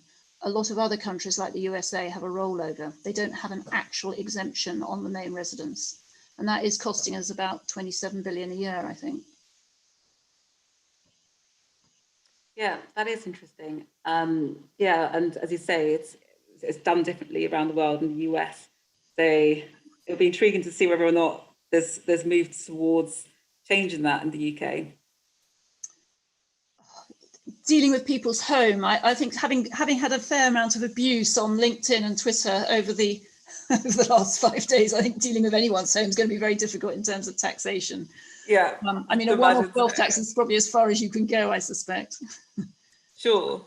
Okay. Well, thanks, Emma. As I say, we'll come back. But in the meantime, also wanted to bring in Gary. And as I mentioned in the introduction, Gary, you made a lot of money after the global financial crisis for Citibank, correctly predicting what the last crisis would mean in terms of interest rates and asset values. So I'm quite intrigued, what are your predictions for the current pandemic? What do you think it's going to mean in terms of, assets and interest rates and winners and losers? Well, unfortunately, you can hear me okay, yeah? Yeah. My predictions for this crisis are not the most optimistic, unfortunately. So the big thing that happened after 2008, I started working in 2008 when the last crisis happened. I think it's quite well understood now that the crash itself wasn't predicted by economists. But I think what people don't realize is how badly predicted the recovery was. So in 2008, all the economists in the markets, the central bank said, big V-shaped recovery 2009. In 2009, they said 2010. In 2010, they pushed it back to 2011. In 2011, they were saying maybe end of 2012. And last year, they were saying it was going to be this year, which hasn't panned out so well. I think my stance on that is basically the economists are missing something really, really important, which is the significance of inequality, and especially inequality of wealth on the economy. Now, this is something which, if you study economics, presumably you did, it's not really covered much in undergraduate courses or even postgraduate courses. But to put it quite simply, I've been poor and I've been rich. Poor people spend their money, rich people save their money. Now, after the 2008 crisis, we saw a big increase in inequality. Most of the money that was pumped into the economy ended up with richer people. If that's what happens, if the money doesn't go to people in the middle and at the bottom, you can't be surprised if that money gets almost entirely saved and very little spent. And then what you end up with is an economy with low spending. Low spending means low wages, not a lot of good jobs, and simultaneously very high savings. But if you have high savings but no spending, that money doesn't get invested. It gets pushed into the housing market, it gets pushed into the stock market, and it just pushes asset prices up and up. And what that means is you then get a cycle, which is high inequality means high house prices, high stock prices, which means high inequality. And then you don't get out of that crisis, basically. And that is why I was so successful after the 2008 crisis, because while everyone else was saying recovery next year, I was saying, well, actually, there's not going to be a recovery. This is going to be 10, 20, 30 years until we realize there is a fundamental problem with inequality. And, that's not very optimistic, but I wasn't just saying that, I was betting on it, and I've been right for 10 years now. If we don't get a grip on what's happening with wealth inequality, there will be no recovery. 2008 was a one-off banking crisis. The actual problem in the banking sector was resolved very quickly. And then we had 12 years of economic recession. No growth in wages, slump in jobs. And at the same time, stock prices, I think the US stock market went up, was it 300% in that period? And London house prices doubled. So what you get if you don't handle inequality is a completely bifurcated economy where ordinary people cannot afford houses, ordinary people cannot get good jobs. And at the same time, wealthy people are making 300, 400% returns on their assets every 10 years because asset prices are just going through the roof. And that's what's going to happen here. I came out in March, April saying, look, house prices are going to rise. Stock prices are going to go through the roof. Gold prices are going to rise. And again, I wasn't just saying it, I was betting on it. And now US stock prices are up, I think 70% in the last 9 months. UK house prices are at the highest they've ever been in the middle of apparently the worst economic crisis in 300 years. And that's what I said would happen in March and April. And it's going to happen a lot more, in my opinion. I'm still betting on it. I've got a lot of money riding on it. Asset prices are going to go up a lot. I wouldn't be surprised if we saw London house prices double again. And I think it's really important to understand what that means for ordinary people. Before this crisis, people in my generation, whether you have a house or not, it's basically nothing to do with how smart you are, how hard you work, what uni you went to, what job you do. It's to do with how rich your parents are. Because you cannot buy houses without support from your parents, especially not down here in London, where I'm from. And if house prices double again, which, to be honest, I think they will, what's that going to mean? It's going to mean you're going to take half of society, families, and you're going to say, you will never get a house, no matter what you do. And your kids will never get a house, and your grandkids will never get a house. That is what is going to happen if we don't deal with inequality after this crisis.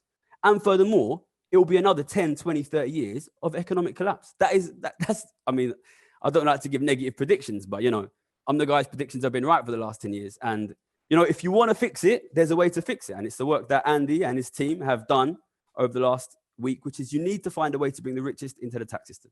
If you don't do that, then I'll be right for the next 10 years and it's not going to be good. Interesting. Yeah, I mean, so do you think 10, 20 years is the kind of trajectory we're looking at here in terms of if nothing is done? It's forever. This inequality doesn't fix itself. Listen, if you give all the assets to the richest people, they will use the income from those assets to buy the rest of the assets from the poorest people. That is what's happened. Listen, I've got friends who are rich who are friends who are poor. Their friends who are rich, they buy my friends' mum's houses because they need the money. This is how it works. That's how inequality works.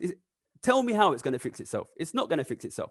If you've got 10, 20 million in the bank, you're making £1 million a year just for getting out of bed.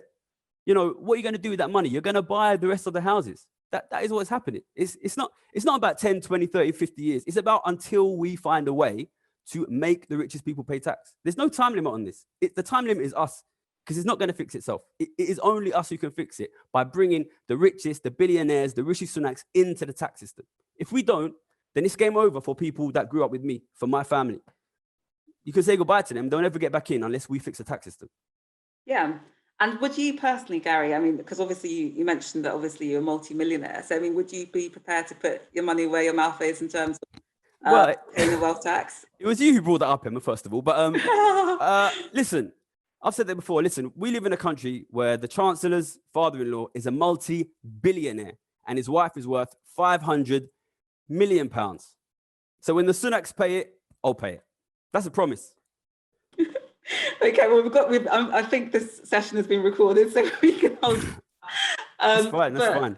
Yeah, no. I mean, I've just, you know, but I mean, we're talking about these things. I mean, this is people's lives. I mean, people will have, if we're talking about a wealth tax, I mean, somebody is going to have to pay it, and that's the point that I was making to Robert. That too often, I think, in you know, discussions of wealth tax, maybe the general public doesn't really, you know, somebody else that might have to pay this. So yeah, I'm just intrigued as to, in terms of, you know, you personally, or, you know, anyone, me, whoever, you know, would people be prepared to actually pay? So I think it's important. Yeah, definitely. I mean, people before me have spoken about exemptions basically. And I think the big problem is, exactly as Emma said, the tax system as it is right now is well designed to tax ordinary working people. When I was working, I had to pay 50% on everything that I made. But it's really not well designed to tax extraordinarily wealthy families. People like the Duke of Westminster, who inherited, I think, £9 billion and paid nothing. You know, I made quite a bit of money, but I didn't make £9 billion and I paid 50%. So really, if you create a tax system where, exactly as Emma said, you have exemptions and you have carve-outs for the very richest, you can't be surprised when ordinary working people who've done well and made money start saying, well, if the Duke of Westminster is paying nothing, then I'm going to use every legal loophole I can. That's exactly what's going to happen. So it's really important, the work that the people have done this week, to say, look, you need to make sure the system is robustly built so that the richest do not avoid it. If you create a system like we have now, where the very richest pay nothing, you cannot be surprised when ordinary workers get worried and say, well, you're bringing in a wealth tax, but the actual people you're going to tax are hardworking people like me. So the design of the tax is super important. And most importantly of all, it needs to capture the very richest people. And, you know, like I've said, if you capture those people, I will gladly pay my share. And I'm sure a lot of other people will too. Okay. A couple of points to that. I suppose the first thing is, you know, the fact that we're living in an international tax system as well as a national. But the same question I asked Emma, basically, you know, if one country brings in the wealth tax, is that going to mean it's detrimental for that country because other countries don't do reciprocal stuff? Yeah, well, I think the idea in the pool, which Andy and Emma spoke about, the idea here that they're proposing is a one-off wealth tax for people who've been resident in the last 4 out of the last 7 years. And Emma brought up the point that if it's credibly one-off, and of course credibility is a question, then it doesn't actually make sense for people to leave because the money will be paid. You don't avoid it by leaving. Then we'll be in a country where the government is much better funded. Presumably they'll be able to get us through the after effects of COVID much better. So it would actually make sense to stay. Of course, there's questions about the credibility of a one-off tax. For me personally, I think the most important point to raise is this problem here in terms of government debt and financing after COVID It is not at all a UK specific problem. Same thing is happening in France, in Italy, in the USA, Germany, everywhere. Everywhere has the same problem. So really, if you want to talk about a credible tax system that makes sure the richest keep paying continually over time, international coordination is definitely going to be important. But never has there been a time when there has been such an opportunity to achieve that, because we're talking about a global government debt crisis that is affecting pretty much every single country in the world here. So really, whilst I completely understand the report has a limited scope in terms of a one-off report, in terms of its proposal, I think there really is space here to get more of an international coordination between countries, saying, look, if we don't fix what's happening here with our tax systems and the very richest not being involved in those tax systems, we've all got a problem. Let's get together and solve it. Okay, we'll be very interested to see whether that happens, and yeah, I'm sure, you know, kind of watch this space. Just generally, Gary, I know you said that in your bio it mentioned that you are at Oxford University studying economics, wage issues and asset prices. I'm just quite intrigued what it is you're working on. So basically, I wanted to build a really simple model, basically. So as I brought up earlier here, I said that rich people save money and ordinary people spend money. That is a very basic mechanic, which I think very few people argue with, but it doesn't exist in most economic models, largely because most of the mainline economic models actually have no inequality in them. But once you put that dynamic in there, then you can actually quite easily explain what's happened in the last 10, 12 years in terms of inequality. If you increase inequality and you give more wealth and income to the very richest, well, since they save rather than spend, they will then use that income to buy more assets, and it will push asset prices upwards, which in turn pushes interest rates downwards. And for me, this is a really, honestly, it blows my mind economists haven't worked this out yet. Listen, and I've made millions of pounds on this. It's simple idea. But the economists, probably because they're all from families that own houses, often haven't thought about these things. But the fact is, this is a very simple dynamic. And I think economists need to get hold of this, because a lot of people for the last 10, 12 years have been saying house prices are a bubble. But if you ask me, if you go to the very, very unequal places of the world, Hong Kong's, Mumbai's, where wealth is extremely unequal, housing is completely unaffordable. And if we keep moving towards higher inequality, I think we will just move further and further and further towards complete inaccessibility of housing for ordinary people. And if you go back to any time in the history when inequality was higher, or places where inequality is higher, that is the reality. So basically, I'm trying to show through a simple model that if you don't get control of inequality, very low interest rates and very expensive housing and other asset prices, it's not a short-term shock, it's a permanent situation. Okay, no, I mean, it sounds fascinating. And I wonder whether this is, again, this is just me thinking off the top of my head, but I mean, was this the case, this dynamic before the 2008 crisis, or is this something that's come about as a result of that? And does the pandemic mean that's just going to be 2008 times 10? Well, I think so. I think the inequality started to rise with the tax changes in the 80s with the Reagan and Thatcher administrations. But one of the main economic problems of inequality is that you start to take assets away from poorer and ordinary people. And these are the people who spend the money they make. So essentially, they drive the economy. That should have caused a lot of economic problems. But from the mid-90s to 2008, we had a big increase in credit and borrowing from ordinary people, poorer people. What that meant was, despite the fact that their families were getting weaker and weaker and poorer, they were able to maintain that spending. So it basically sort of gave us a sort of stopgap measure, a plaster that stopped that increasing inequality from affecting the economy. Once 2008 happened, suddenly that plaster was ripped off and ordinary people just couldn't spend anymore. And that is why we've been in this 12-year period now of zero interest rates, which was always supposed to be a permanent emergency measure. Basically, if you have an unequal economy, that means ordinary people don't have wealth, don't have significant income, they can't get houses, they can't spend. And that is why central banks have been keeping rates at zero for 12 years and saying we're going to raise them next year, but I've never been able to, because what they think is a series of temporary crises that happen every year is actually a permanent structural crisis of inequality. And well, whether it happens this time or not, that will depend on whether we fix inequality. And I really hope that we do, that's why I'm on this call. But we'll have to wait and see what the government does. Yeah, we will do. Okay, well, thank you, Gary, and thank you all the panelists. I'm going to open it up to questions now. So I've already got some which I'll be mentioning, but please keep dropping them in. So there's a question here for Emma from Rebecca Gowland asking which lobbying groups are out in force against a one-off wealth tax, and for what purpose if the super wealthy are broadly supportive of it?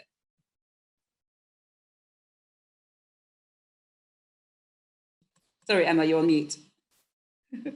I think professionals are out in force because they don't want to pay it. I mean, they're the usual business, small business. I think farmers are a pretty powerful lobby group. They don't like paying, they're not used to paying capital taxes. People who own their own home. I mean, I think that it's probably on the one-off wealth tax or contribution tax. It's slightly more diverse, I think, and less coherent than if you had an annual wealth tax, or you try to extend inheritance tax to a broader range of assets. I think you'll have quite a problem on that. I'm not saying you shouldn't do it in certain circumstances, and if you are careful about how you do it, but I think it's typically been very difficult to extend inheritance tax at any significantly high rates to farmers and businesses. I mean, partly for good reasons, that it is actually, you know, death is not an expected event.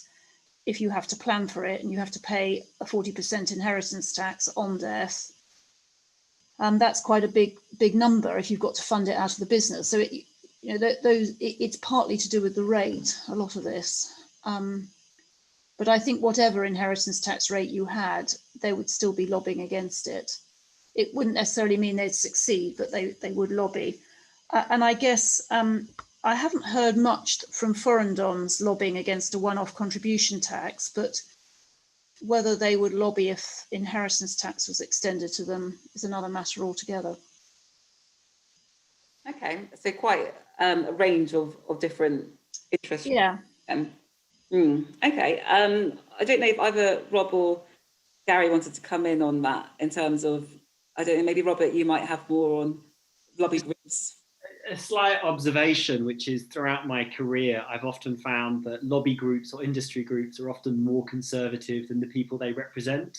There's a sort of institutional bias if you're the British Association of X, as opposed to one of the individual members. And so I think you sometimes find that where, for example, individual wealthy people are like, oh, no, I could do with this. Whereas, you know, some of the lobby groups that supposedly represent their interests are pushed back in a harder way.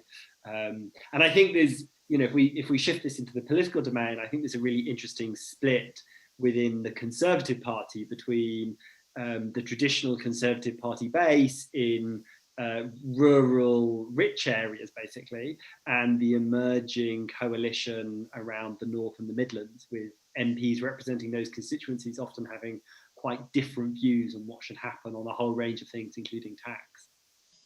I think you had actually, the FT sort of demonstrated this when the Thursday you were reporting the one-off tax quite favourably, and then Friday you had, I think, Country Landowners Association, National Farmers Union and Small Business all saying what a terrible idea it would be in your paper. And a KPMG as well, I think. So, yeah. You know, I mean, that gives you a flavour of the fairly typical trajectory. Yeah, no, and you know, that's the thing in terms of the paper. Certainly want to capture different views, but I hear what you're saying. You know, there's different people who because of the way that the groups they represent are, you know, have particular views, shall we say. I think the other thing to say is I've noticed in some of the opposition that's come is that people very cleverly allied annual wealth tax and a one-off tax. So they sort of, it's the classic barrister trick of dissing your opponent's argument by accusing them of saying something they've never said in the first place. So the way to get a one-off contribution tax knocked down is to use all the arguments against it that people use for an annual wealth tax. And I think that's why I'm very keen that the debate just focuses on this one-off tax. We do not start looking at, you know, major reform of the tax system, because if we do that, nothing will change. We've been on this debate for years and years. Maybe we should look now in this exceptional time at the one-off contribution tax. But I've noticed a lot of the complaints about it have all actually been about an annual wealth tax. Okay, no, that is interesting. I've got another question, which is to all panelists, from Bridget. Sorry, I hope I've said that wrong. Gardner, what is your opinion of a land value tax, LVT? I don't know if any panelists particularly jump in to answer that. Gary, I'm not sure if you want to answer that. Yeah, I mean, I'm not as much of a tax expert as some of the people on the panel. Land value tax is obviously a form of a wealth tax. The problem with that is exactly the problem which people have pointed out before, which is it's because it's targeted at one specific form of asset, you then end up not hitting some people who may be extraordinarily wealthy but simply don't own land, and you may at the same time end up hitting some people who are not hugely wealthy but do own a lot of land.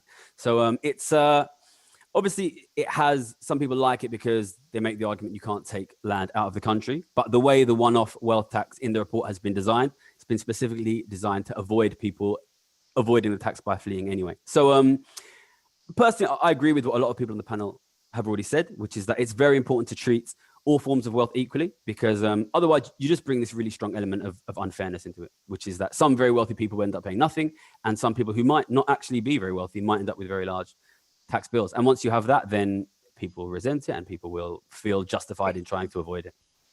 And by the way, if you have a land value tax, I mean, then you've got the whole issue of, do we tax property rich companies that own land? Oh, well, if we're going to tax property rich companies, how do we determine they're property rich? And, you know, you get into some quite complicated issues once you start picking and choosing between assets. I should say that our recommendation on non-residents was that they would pay, all non-residents, however long they've been non-resident, would pay a one-off contribution tax on UK land and land that's been enveloped in a company, partly because it's actually quite easy to track that down. So just because you put your land in a company, even if it's a foreign company, you will still pay this contribution tax. I'm going to jump in and briefly talk about council tax here, and say what almost every expert agrees, which is that we've got a broken model of council tax, which is 30 years out of date. There's quite a lot of agreement that we should try and replace council tax and stamp duty with some form of property taxation that is more tied to the actual value of the property.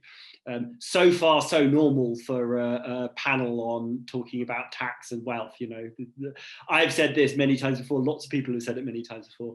Something that I think is interesting, because usually the challenge of doing any reform to property taxation is political, is there is a new group of 29 Conservatives, the Property Research Group, which was launched last week, which is advocating for property tax reform, led by Kevin Hollinrake, who is in favour of some form of more progressive property tax.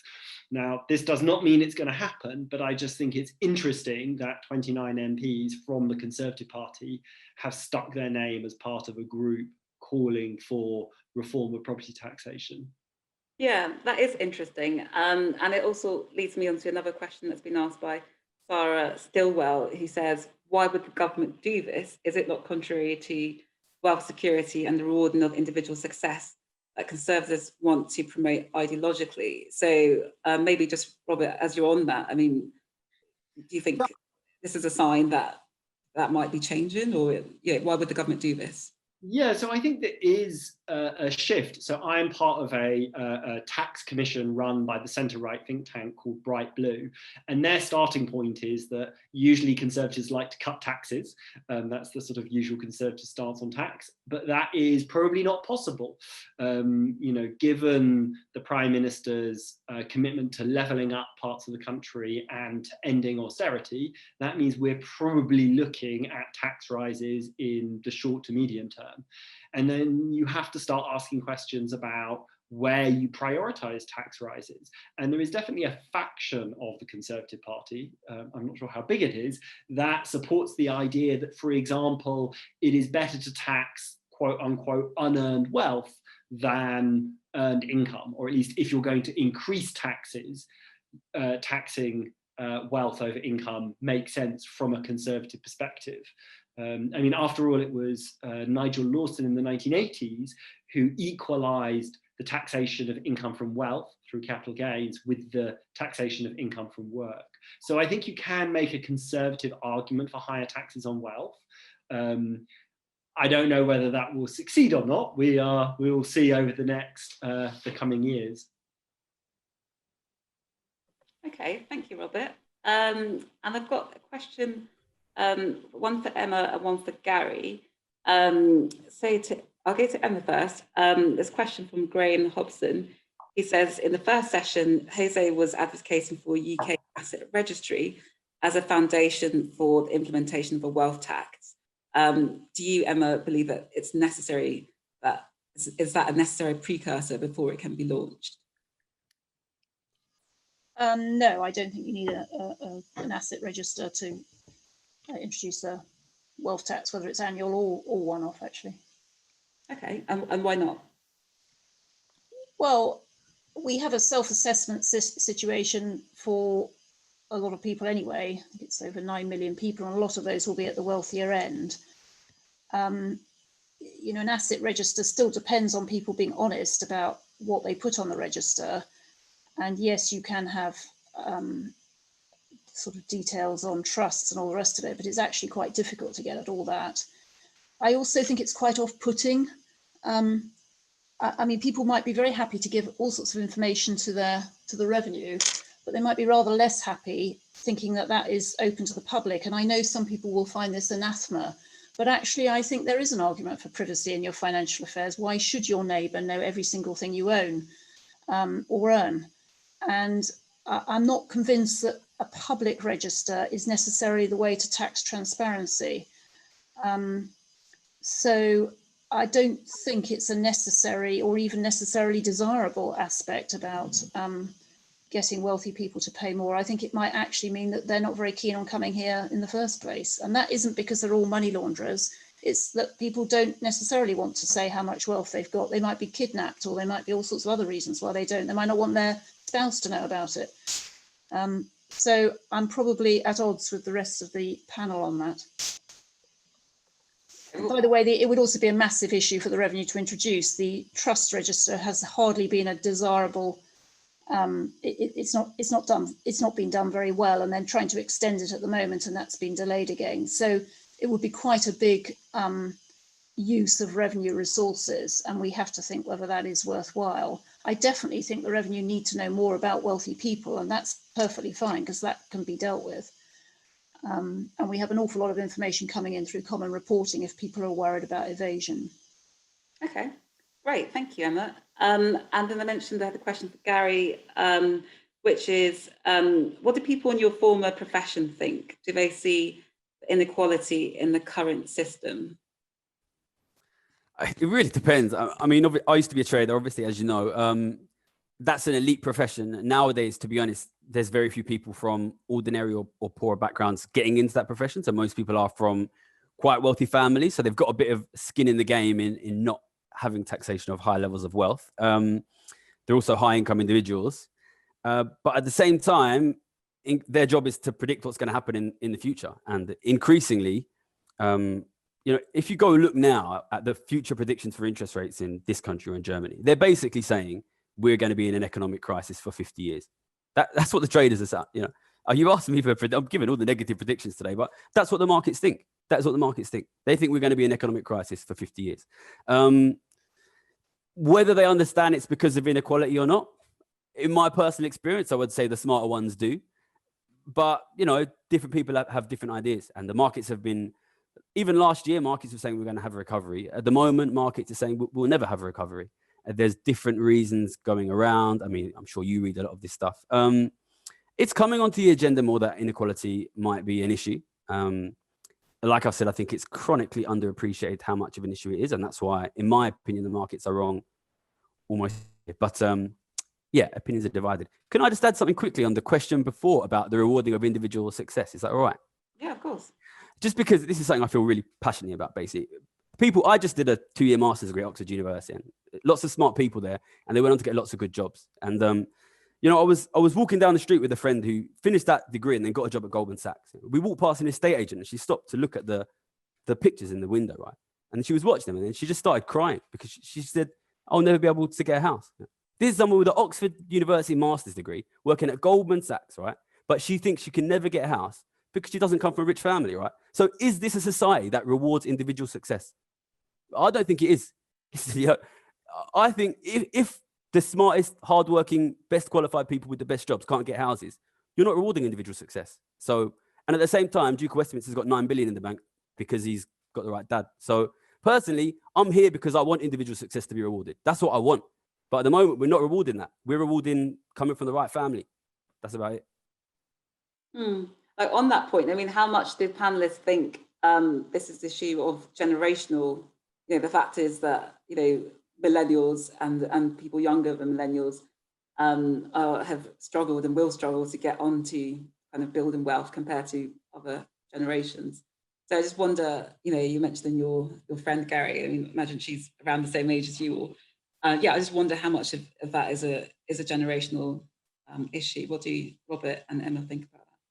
I mean, I definitely think so. Look, I am sitting in a flat which I own, but I only own because my parents helped me buy it. You know, I've got a big mortgage, but that's why I'm here. So it's partly generational, but it's also about people within generations, right? And so I think you can talk about it as, yes, there's an older generation that has been able to buy and own property, but there's also splits within generations. And I think fundamentally that's why, you know, I think Gary and I, particularly, you know, we can't continue with business as usual when it comes to our economy, which is in many ways locking out millions and millions of people from getting the sort of economic security that they need to really thrive. And so I think, I mean, it will be interesting to see how all of this plays out politically in the coming decades as, you know, on the track we are at the moment, inequality is getting worse and these problems are getting worse. Partly it's generational, but it's not just about generations. Sure. And Emma, did you want to come in? Yeah, well, I'm a bit older than everyone else on this panel, and I never inherited from my parents, and I was lucky enough to own my own house, although Andy and Aaron know that I always managed to lose money on houses. But unlike the rest, I have been able to buy a house out of my taxed income. And that is, I think, a generational difference. I think when we're talking about specifics like the Duke of Westminster and all the rest of it, we have to be careful. First of all, the Duke of Westminster obviously pays income tax and capital gains tax. And why did the heir not pay inheritance tax? Well, as far as I can make out, and I don't act for the Duke of Westminster, is that he did what the government offered, which was to hand on his money and survive 7 years. And I think we need to be more technical about how we deal with this. If we don't want people to do that, then we need to change the rules. And we could, but the reason why the government won't do that is because the rate is quite high. I think if you have a 40% inheritance tax, there's a lot of problem about having that rate. Why not reduce it, get rid of the reliefs, and see how much you raise, because you might actually raise a lot more money. In fact, I'm sure you would raise more money. And that's where we need to be much more pragmatic and technical, because otherwise we never make any progress on this. Yeah, thank you, Emma. And did anybody else want to add anything? Because I'm conscious of time. So you have a few seconds to say anything if you've got anything burning you wanted to add. If anyone wants to know more about the effects of Corona on inequality, there's a good video on my YouTube at Gary's Economics. Great, thank you, Gary. Okay, well, I'm sorry I haven't been able to get through all of the questions and comments, but I'm sure that this is a topic that, you know, it's going to be revisited. I'm certainly going to carry on looking into it. So yeah, you can get hold of me, emma.adjaman@ft.com, if there's anything else you want to burn into raise. Otherwise, thank you very much to all our panelists today, Robert, Emma, and Gary. Thank you very much for your insights and your expertise. And yeah, I think that's it. Thanks so much. Thank you. Thank you. Take care. Bye-bye.